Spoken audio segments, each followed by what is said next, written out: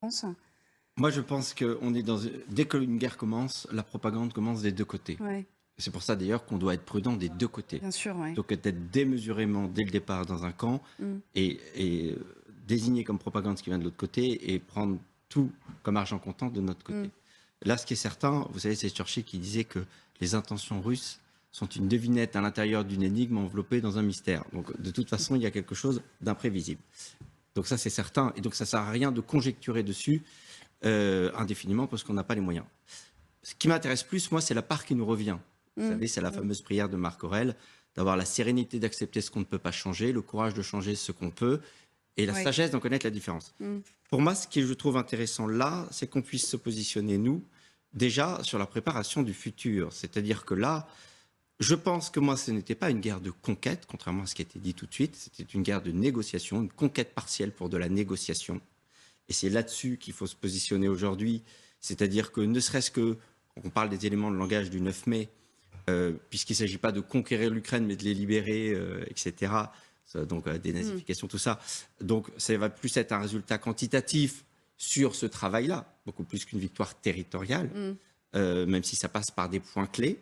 Et une fois, à partir du moment où on a positionné ça, la question qu'on doit se poser, nous, encore une fois, et Européens et Français, c'est quelle est notre volonté par rapport à ça. Moi, la vraie peur que j'ai, là, c'est pas la frappe massive sur laquelle on conjecture.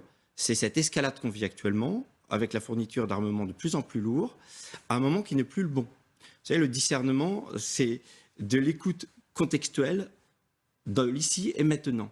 Et autant le soutien massif devait avoir lieu au moment où la guerre s'est déclarée, autant là où on arrive à une position où les Russes se sont pas mal épuisés, ils ont fait pas mal d'erreurs, on arrive à une stabilisation sur les territoires au départ revendiqués, si Mariupol patine, c'est le moment beaucoup plus de chercher les conditions de la négociation pour arrêter les conflits, pour permettre la paix, beaucoup plus que de remontrer des dents et de se retrouver dans une guerre totale Ouais. qui va nous emmener très Alors, très loin. sauf qu'on a beaucoup dit que Vladimir Poutine ne négocierait rien tant qu'il n'avait pas au moins une petite victoire. Et pour le moment, il n'en a pas, si je peux me permettre. Bah, il a des victoires intermédiaires et il a une victoire, comment dire, diplomatique qu'on néglige.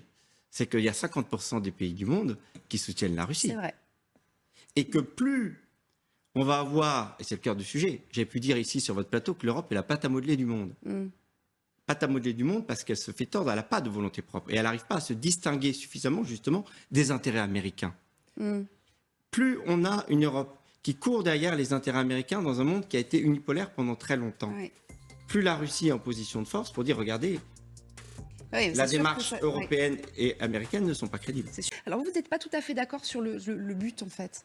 Oui, parce que pour moi, je trouve que c'est pas, il faut pas voir les choses sous un biais idéologique pour moi, mais sur un biais territorial. C'est vrai Ouais. qu'il y a une interpénétration. C'est vrai qu'il y a eu une erreur de jugement de Poutine quand il pensait clairement que la population allait l'accueillir à bras ouverts, etc. De la même façon qu'il y a eu une erreur d'estimation de ses capacités quand il pensait qu'en 72 heures, il pouvait être à Kiev.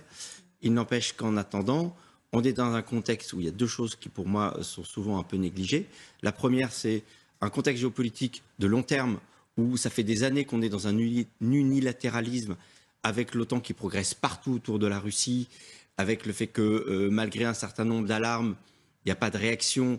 Et ça se fait en même temps avec des Américains qui font un peu la morale alors qu'ils sont loin d'être irréprochables en termes de guerre et en termes d'ingérence, à commencer par le Kosovo et puis l'Irak et l'Afghanistan et la Libye. Ouais. Et donc, quelque part, et c'est ce qui nourrit d'ailleurs aujourd'hui le ralliement d'un certain nombre de pays et même de certains continents à la position russe, du fait que la position occidentale n'est pas très crédible parce qu'elle est haut dans le discours, mais elle ne suit pas forcément l'effet derrière.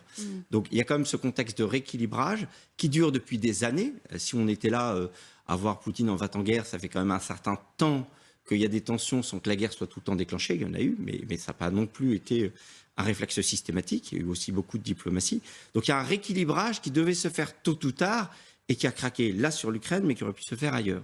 Et la deuxième chose, ce n'est pas oublier non plus, et c'est pour ça que je dis que nous, notre sujet, c'est de permettre la paix en idéalisant personne, mais si vous voulez, de voir aussi qu'il y a une responsabilité de l'Ukraine dans ce qui s'est passé, que Zelensky n'est pas une oie blanche non plus, que les accords de Minsk n'ont jamais été respectés. Quelle responsabilité? Je ne vois pas. Les accords de Les Minsk accords de Minsk. Les accords de Minsk n'ont jamais été respectés. Ils n'ont jamais été respectés, il y a eu ni par les Russes, ni par les Ukrainiens, personne. parce qu'ils sont inapplicables. Ouais. Les accords de Minsk n'ont aucun sens, en réalité. Ils ont eu une fonction c'est de réduire le niveau d'intensité de la guerre. Grâce aux accords de Minsk, De figer, gros, en fait. on De était, figer. c'était pas tout à fait figé parce que les cessez-le-feu étaient Oui. sans arrêt en cause. Mais, au lieu de 100 morts par jour, on a eu 2 morts par semaine. Mais sinon, le contenu des accords de Minsk est dépourvu de sens et incohérent. Ça dépend de certaines résolutions. Tout n'était pas comme ça, mais pour finir juste là-dessus, c'est qu'il y avait à la fois les accords de Minsk, mais il y avait de manière générale la manière de trouver une possibilité de progresser à un moment où Zelensky est démesurément allé du côté américain, ce qui risquait pas de faciliter les choses. Alors, je voudrais